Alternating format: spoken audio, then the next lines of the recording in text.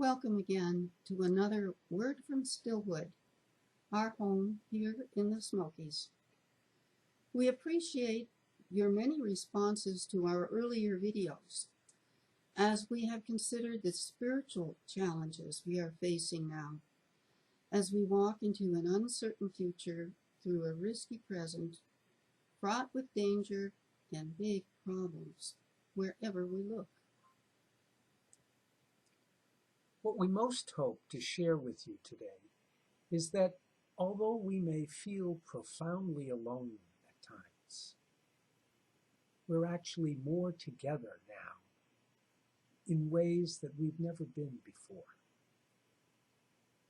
Our whole planet is immersed in the suffering from this novel coronavirus that, so far, eludes all our attempts to contain it. People everywhere are reeling from violent weather patterns generated by climate change. And around the globe, thousands have taken to the streets to protest, sometimes peaceably, sometimes not. The serious and long-standing social inequities and the absence or miscarriage of justice, especially for people of color, for the poor, and for the dispossessed. And since now we can so easily access the internet and social media, we're all united in our awareness almost simultaneously of whatever is happening around the world.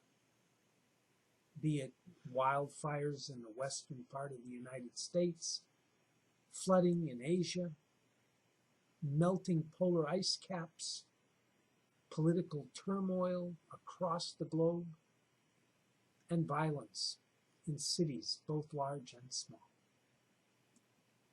As a result, many of us have decided that we have to reduce our intake of national and international news simply because we find it just too overwhelming. Even in small things. For instance, my heart is still torn after reading about the deaths of thousands of migrating birds who, due to climate change, have simply fallen out of the sky in the southwest U.S. And then when I finally learned that the squirrels in Colorado were dying of bubonic plague, it seemed like I had reached my tipping point. What more, Lord? What more can happen? Well, Karen, as we both know, and so do you who are viewing this, there is, unfortunately, much more, including what we call the inhumanity of men and women to each other. We can often feel the anger seething around us, much of it justifiable. Likewise, the deep frustration, the sense of powerlessness, the growing fear, and the loss of hope. In the midst of all this, we ask, what can we do to find a balance that keeps us healthy, or maintain a perspective that allows us to live purposefully, and also quell the overwhelming fears and pains that touch our hearts and our souls? Well, first off, we suggest moving into a quiet place without distractions and calming ourselves using whatever means or practices we find helpful. And once the quiet takes hold and our breathing slows, that we turn our focus deep inside ourselves to our inner core, that center place where the transcendent Holy One, the ground of our being, the incomprehensible mystery, the eternal presence dwells. Paul, even as you say that, I find myself taking a longer, slower breath. Instead of letting myself be overcome in this dark time, I need to remind myself of the words of one of my favorite saints, Julian of Norwich, an anchoress from the 14th century England, who wrote during a time of great human suffering that saw famine and plague, economic chaos, and political turmoil. She said this, that our good Lord answered all the questions and the doubts which I could raise, saying most comfortingly, I may make all things well, and I can make all things well, and I shall make all things well, and I will make all things well, and you will see yourself that every kind of thing will be well.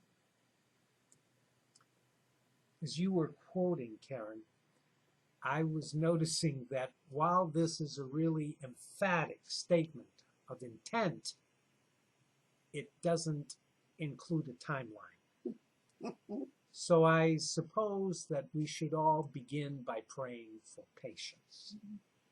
And secondly, learning to trust that the divine love that permeates all of creation is at work among us. And when patience and trust bring a greater sense of peace to our hearts, then the level of peace is raised in the entire world. And the level of anxiety and fear that squeezes our hearts drops remarkably. Many current spiritual writers are beginning to emphasize that everything living exudes a power, a force field of sorts, that affects all the other living things around them. These energy fields, as they are called, overlap each other and support everything that exists. We're reflecting here on a great truth of life that was expressed a few hundred years ago by the Russian hermit Seraphim of Sarov, when he said, "Be at peace yourself, and hundreds around you will be saved." Can we just start to imagine a new normal, which, if we choose, would deeply transform our future? But we do have to choose. We do have to extend care and compassion to all around us, even toward those who set our teeth on edge. This involves learning how to be for one another rather than against, which is often more spontaneous and even easier. An author whose books we have read and admire, Judy Canato, titled her last one, "Field of Compassion: How the New Cosmology is Transforming Spiritual Life." It's so urgent that we learn to radiate compassion and mercy, that we seek to bind up wounds rather than inflict them. It's up to us, all of us together, to shape the future that our children will inherit. We would like to conclude our time with you today by sharing a musical rendition of Julian of Norwich's words, composed by Sister Breeze O'Hare an Irish folklore, and sung by Sister Marie Cox, RSM.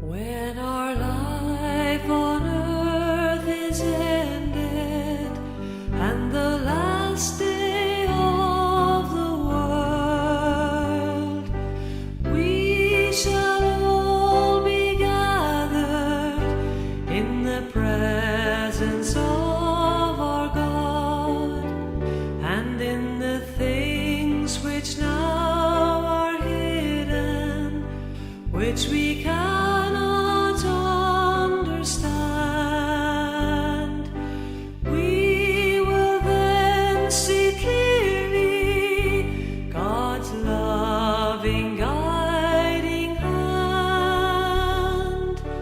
None of us will say, if we had known these things, there need not have been the pain.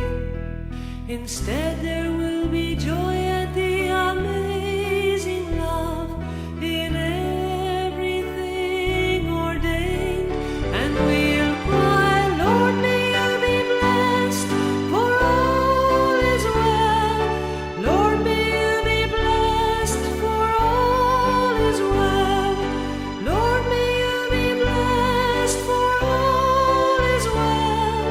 All is well forever.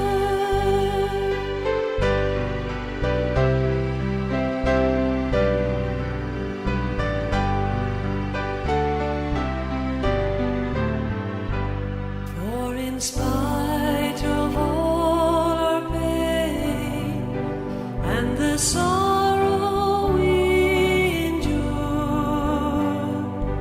God is truly with us, and His love forever sure.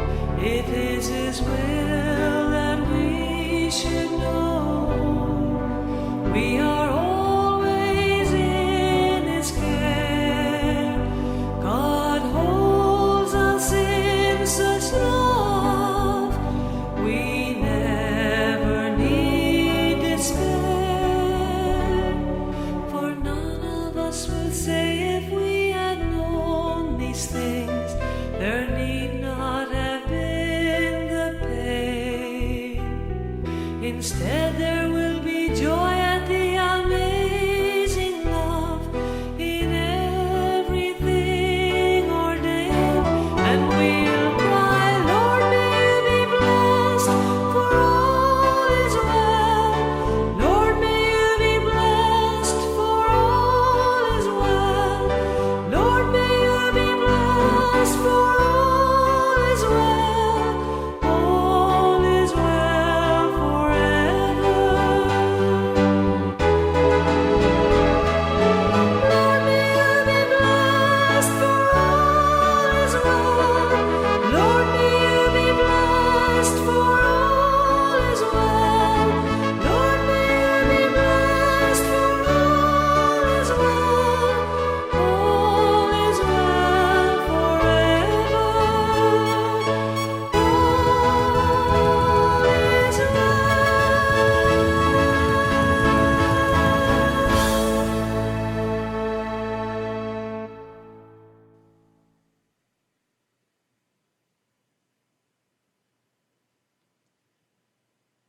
One of our viewers emailed us recently saying, I've seen your most recent videos during this pandemic. It's an encouragement, surely, to be connected with others seeking such a life. Well, we invite you to join with all who are seeking the fullness of life for our world. Pray, trust, be patient, show compassion and mercy wherever you can. Any insights or questions, concerns, or dreams that you share with us via email, pkfredette@frontier.com, or on our website, www.ravensbreadministries.com, we will try to address in a future video. But be assured, all questions and thoughts will be treated anonymously. And remember, every kind of thing will be well. You will see yourself that every kind of thing will be well.